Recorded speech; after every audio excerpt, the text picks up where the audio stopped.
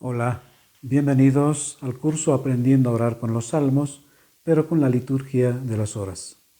Si es la primera vez que asistes al curso, te invitamos a ver los videos introductorios, así como también las catequesis del Salmo 62 y del Cántico de Daniel.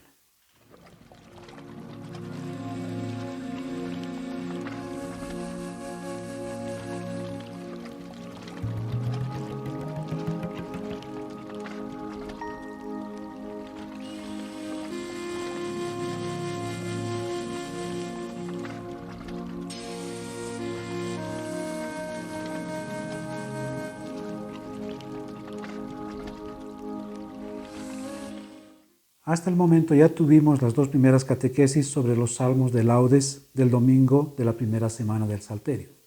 Hablamos del Salmo 62 y del Cántico de Daniel.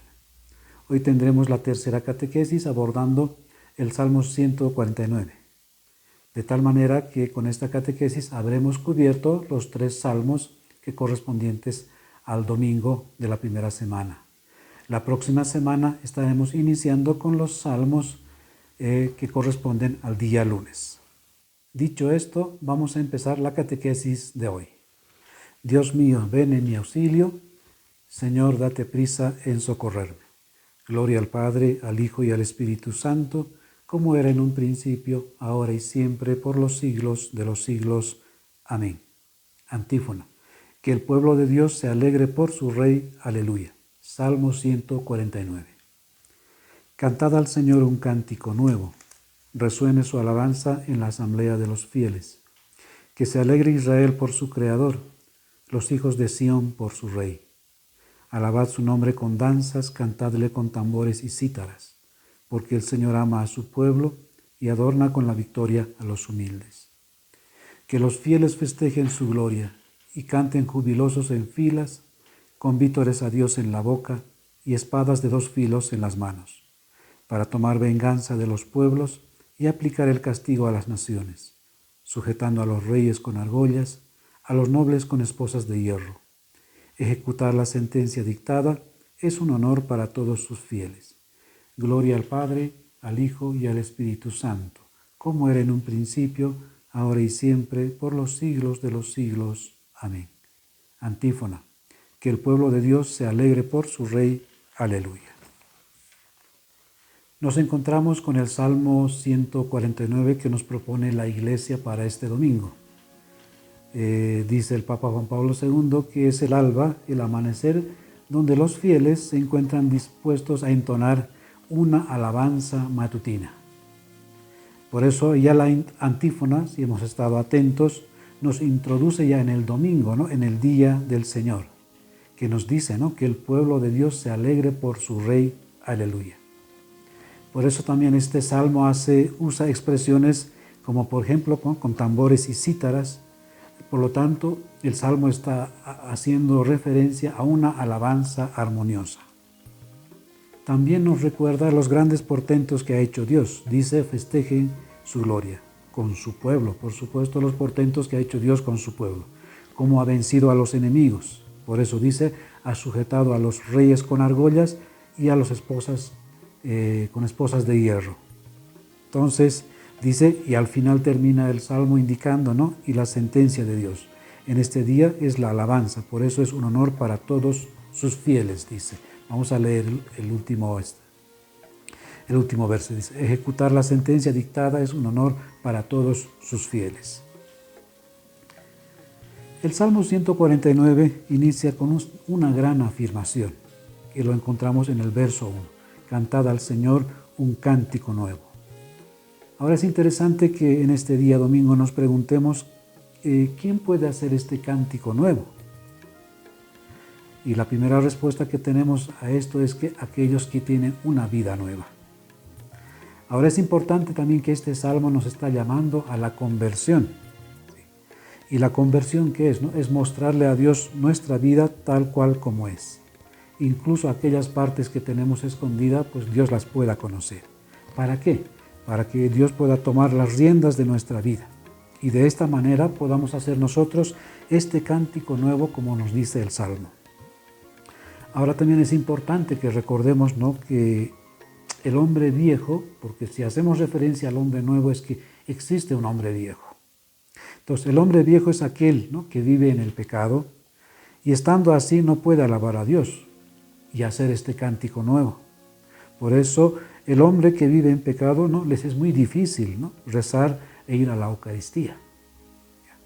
Para este hombre de pecado, para este hombre viejo, ¿no?, todo es sacrificio, todo es esfuerzo, todo es pérdida de tiempo. Pero el hombre nuevo es aquel que vive de la gracia de Dios. Es decir, no viene nada del esfuerzo personal.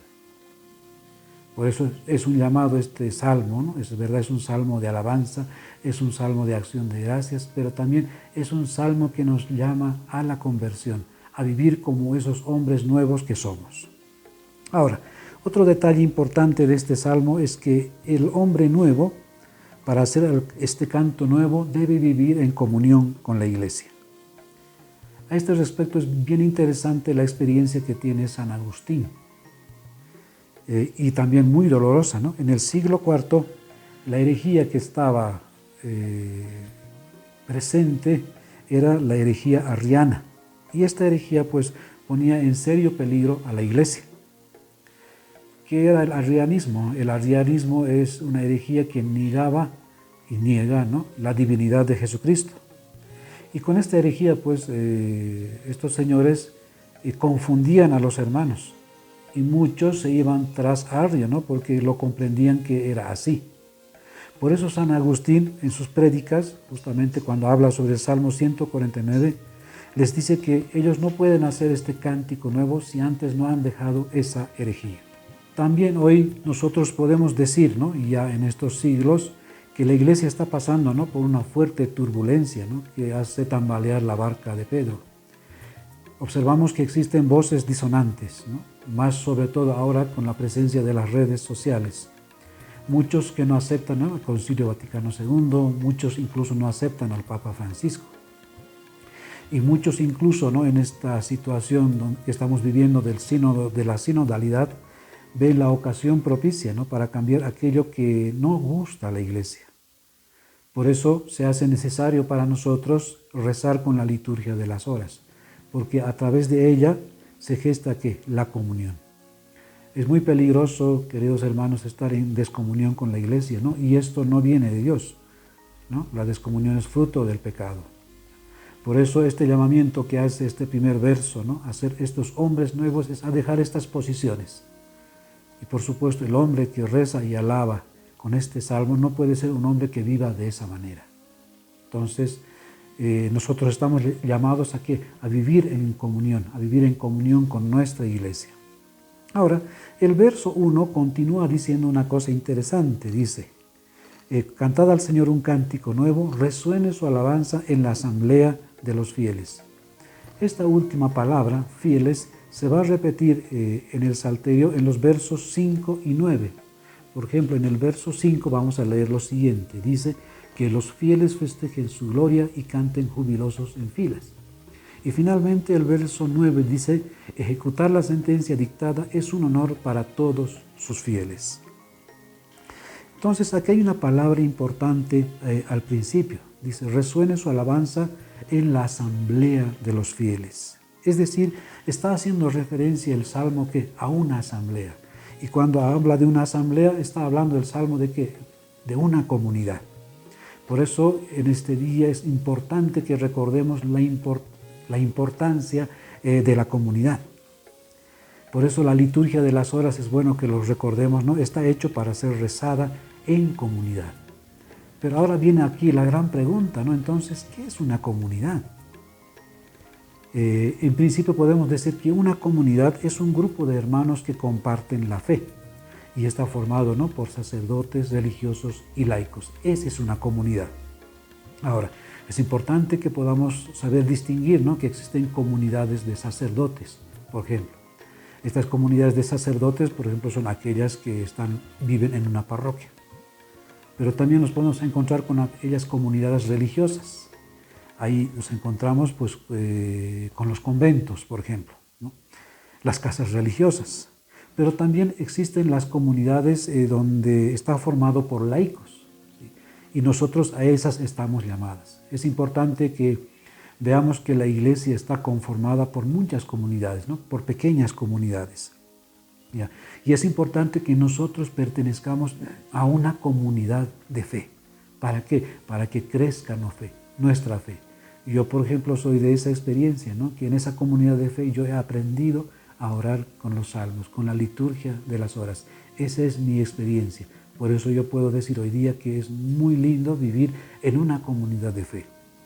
Ahora, en ese sentido, pues muchos católicos desconocen esta realidad, ¿no? Y piensan que la vida católica solo consiste, por ejemplo, asistir a una Eucaristía dominical, celebrar los sacramentos, ir a las misas de fiesta. Y muchos piensan, ¿verdad?, que la iglesia termina así, ¿no? Empieza y termina de esa manera. Y por supuesto, esto no es la realidad. Y las personas que viven de esa manera su fe son presa fácil, por ejemplo, de las sectas, ¿no? Porque pueden engañar con mucha facilidad a estos hermanos que no están formados adecuadamente y llevárselos a estas sectas. ¿Ya? Por eso, más adelante, queridos hermanos, en otra catequesis voy a redundar un poco más y voy a hablar sobre esta realidad que son las comunidades de fe.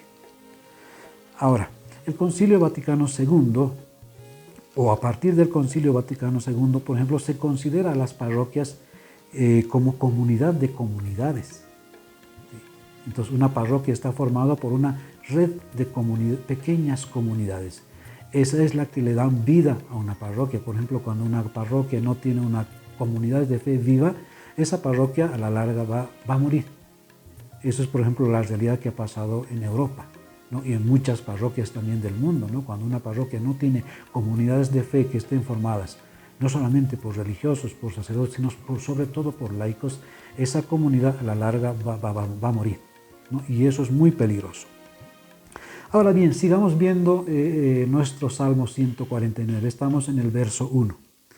Y en la tercera parte del verso 1 nos vamos a encontrar con una frase importante que ya lo hemos leído. Dice, resuene su alabanza en la asamblea de los fieles. Entonces esta palabra es muy importante para nosotros, para que podamos entender a cabalidad este salmo. Para eso vamos a leer el primer libro de los Macabeos en el capítulo 2, verso 42, para que podamos entender a qué se refiere con esta palabra fieles. Se les unió por entonces el grupo de los asideos, israelitas valientes y entregados de corazón a la ley.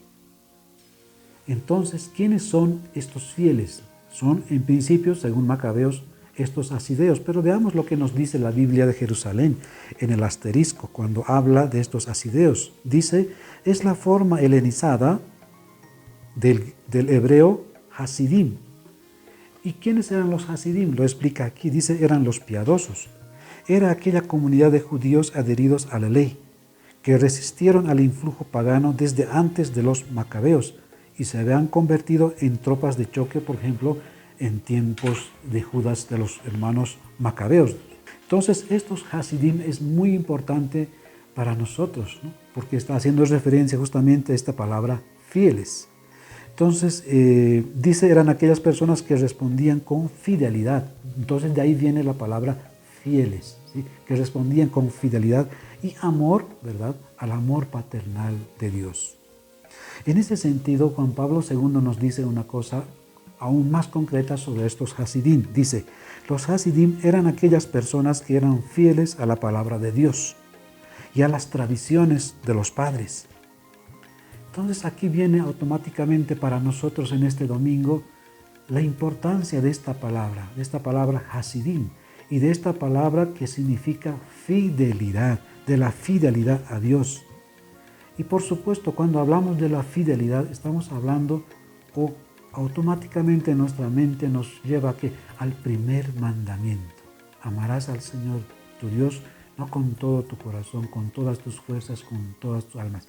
¿Quién es el que ama de esa manera? Aquella persona que es fiel. Entonces, estos hasidim también es importante que hagamos un poco expliquemos de mejor manera, pues estos hasidim eran personas, ¿no?, hombres y mujeres concretos que han vivido la realidad del destierro. Entonces, cuando el pueblo de hebreo es desterrado a Babilonia, entonces una gran parte de este pueblo se deja llevar por los ídolos. Y por supuesto, en esa realidad están estos Hasidim, ¿no? Que buscaban que el pueblo fuese fiel a la palabra que Dios había dejado, a la alianza que Dios había hecho con el pueblo hebreo, con el pueblo de Israel.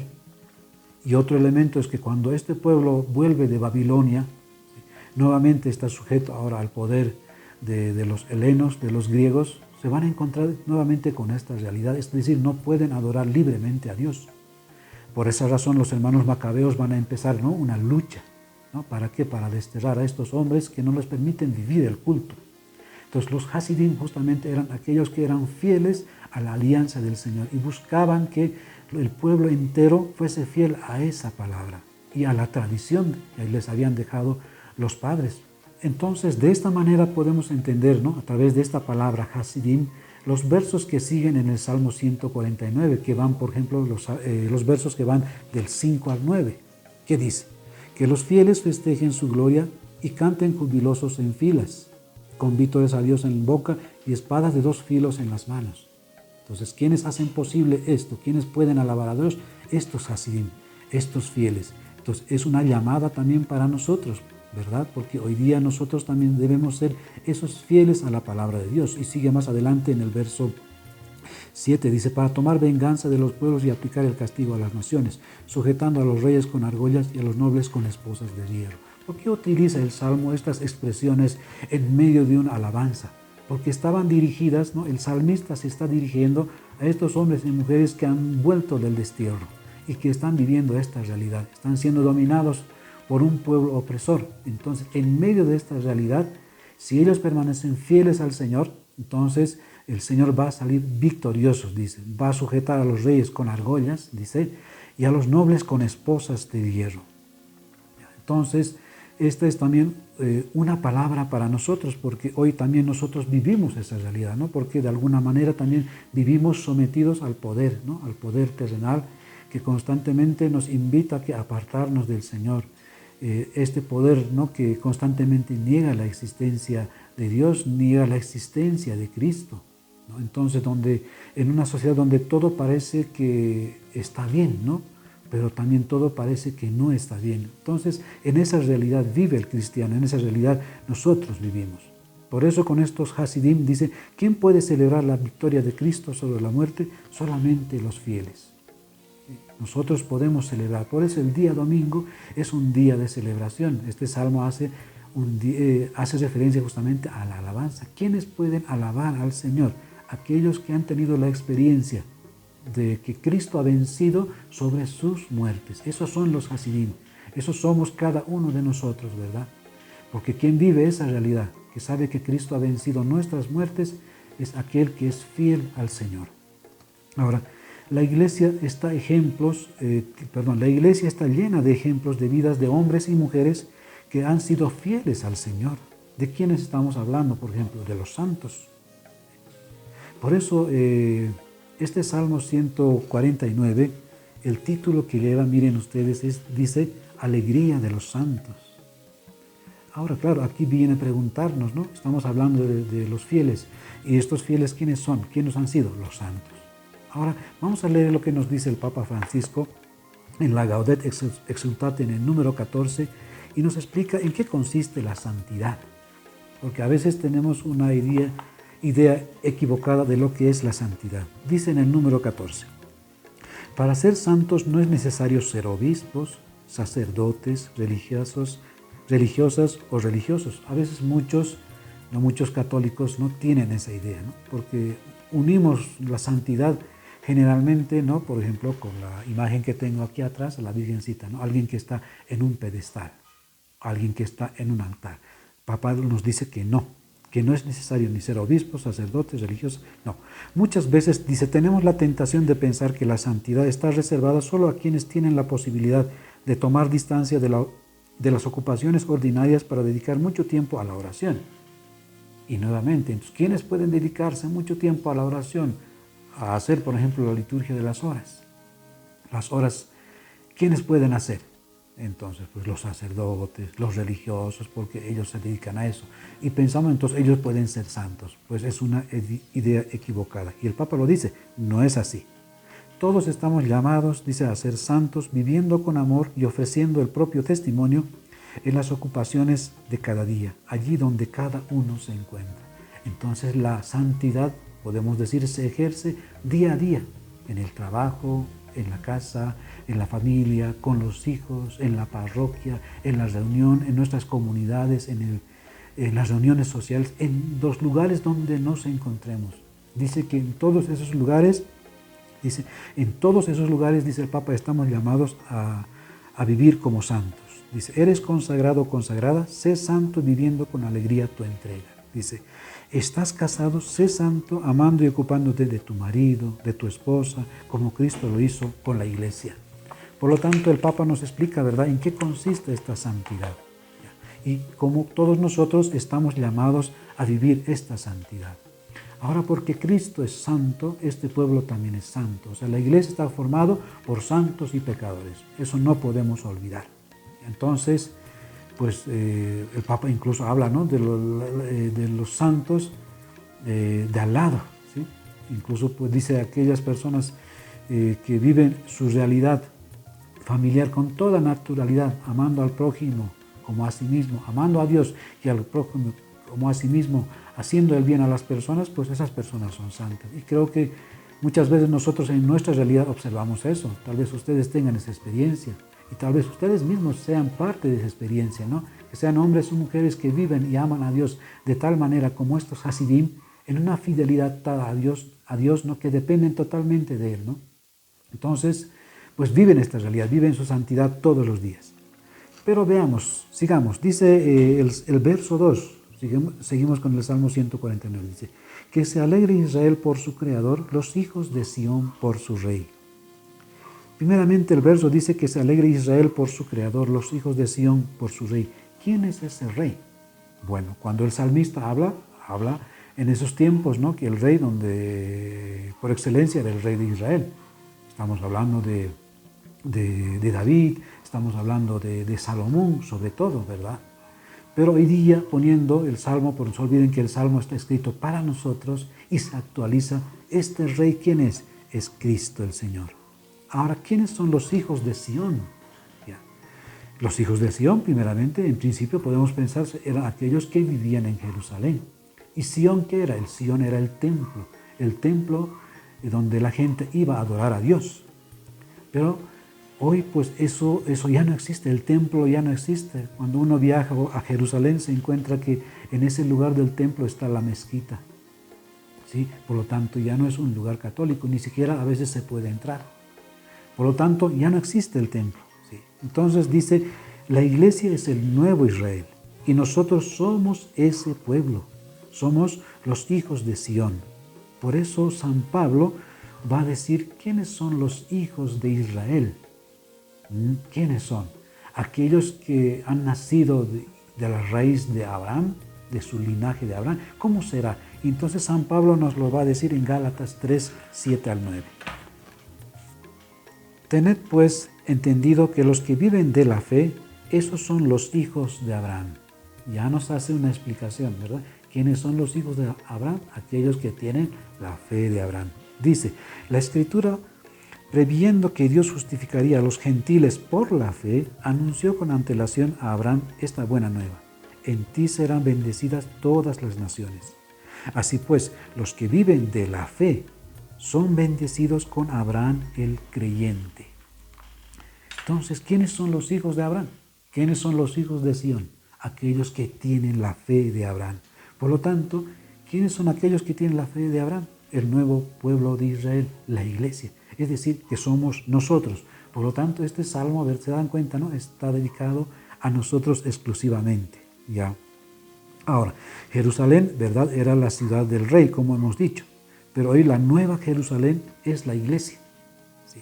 Y en ella habita el nuevo rey, que es Cristo el Señor. Por eso, la iglesia, al finalizar el año litúrgico, nosotros celebramos la fiesta de Cristo Rey. Y todo tiene sentido para nosotros. Pero aún hay más, ¿sí? Porque estamos hablando de Sión, de Sión, ¿no? El pueblo del Señor. Y en Salmo 86, verso 5, nos va a decir aún un detalle más importante, hablando de esta nueva ciudad. Pero de Sión se ha de decir, todos han nacido en ella, y quien la funda es el propio Altísimo. De Sión se dirá, vuelvo a repetir, dice, todos han nacido en ella. De Sión se dirá, todos han nacido en ella. Sión, ¿no? Hoy esa ciudad es la iglesia. Y en la iglesia, ¿quiénes están en ella? Pues están todos, ¿no? Los gentiles, como también los que Dios ha llamado a su pueblo. Es decir, somos todos, dice. Y el Salmo dirá, ¿verdad? De Sión se dirá, es la madre de todos los pueblos, y todos han nacido en ella. Por eso Pablo en Gálatas 4:26 nos va a especificar aún más hablando de Sión. Gálatas 4:26, pero la Jerusalén de arriba es libre, esa es nuestra madre. Qué cosa más interesante la que nos dice Pablo al respecto. ¿Ya? La Jerusalén de arriba es libre, esa es nuestra madre. La iglesia es de Cristo, Él la fundó, y allí donde está Cristo está la nueva Jerusalén. Por eso la iglesia, queridos hermanos, no es de la tierra. La iglesia está con Cristo.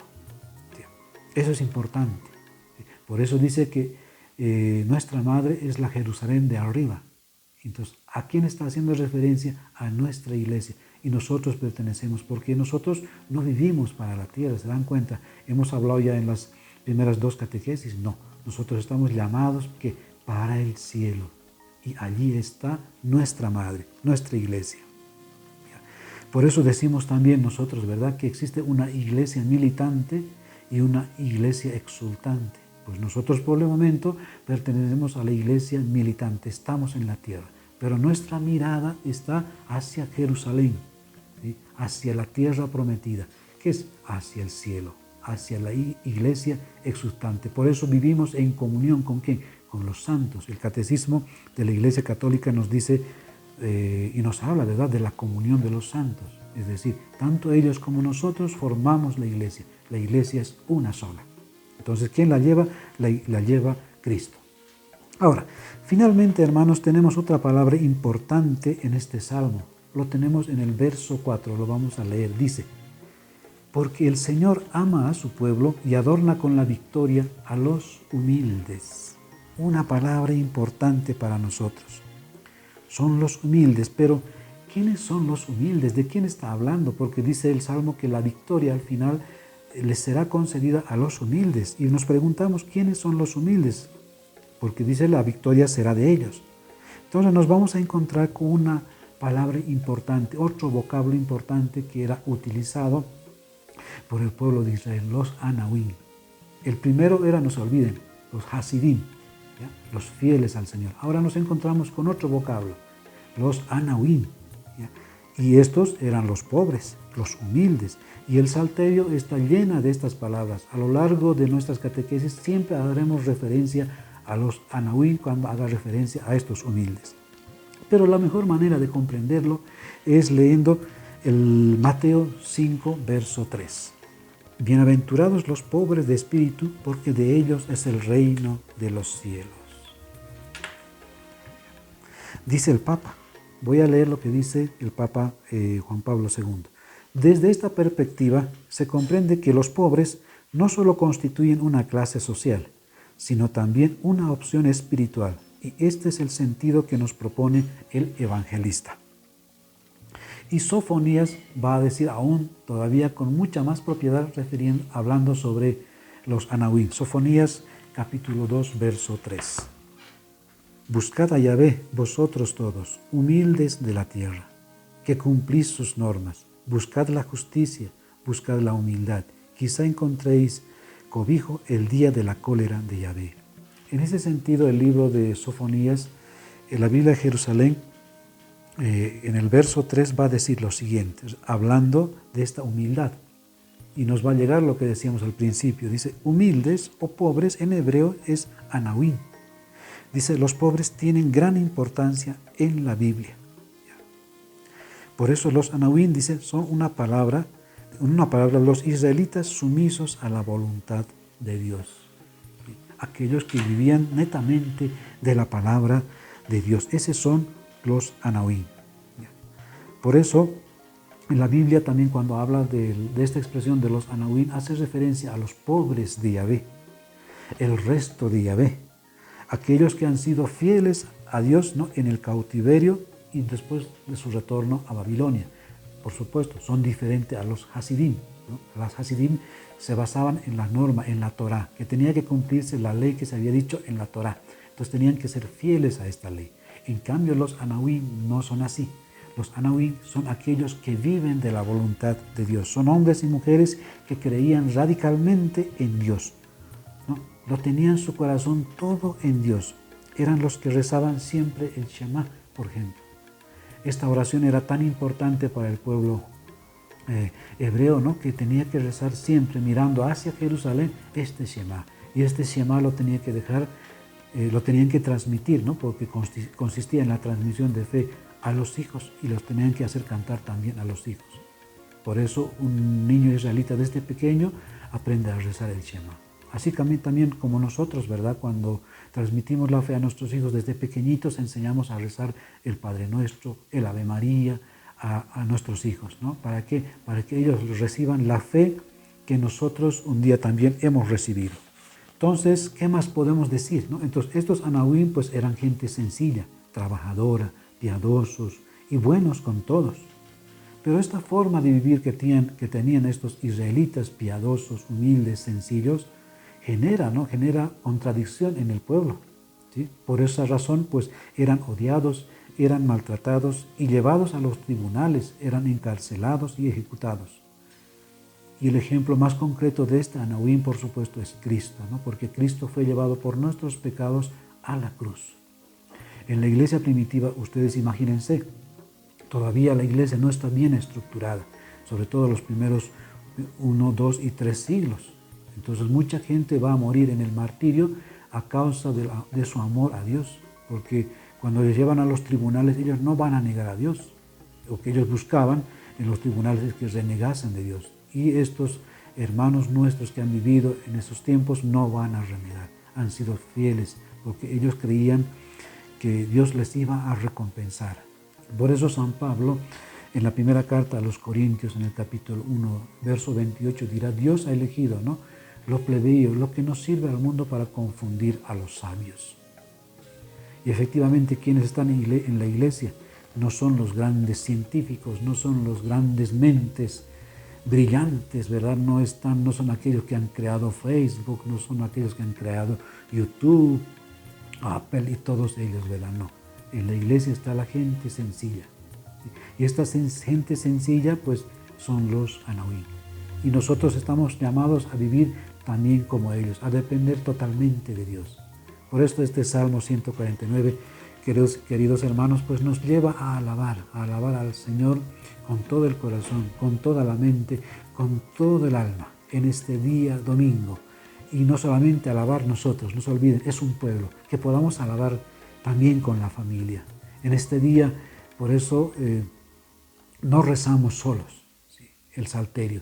En el día domingo rezamos todos con la familia. Se sienta en la mesa papá, la mamá y los hijos, y con ellos se alaba al Señor. Y cantamos, ¿sí?, porque lo lindo de los salmos es que los salmos deben ser cantados. Entonces, por eso dice alabanzas con cítaras, tamboriles y cítaras. Está haciendo referencia a instrumentos musicales. Por eso, cuando una familia cristiana vive la fe de esta manera, el domingo se reúne en torno a la mesa y canta estos salmos. ¿Para qué? Para con el Salmo 149 alabar y decir al Señor que bien los has hecho, Señor.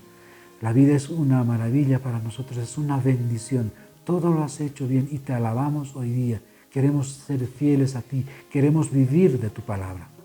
Entonces, hermanos, de esta manera terminamos nuestra catequesis de hoy. Espero de verdad los esté ayudando a seguir adelante en este camino de fe que Dios tiene empeñado con nosotros. Nos vemos el próximo domingo.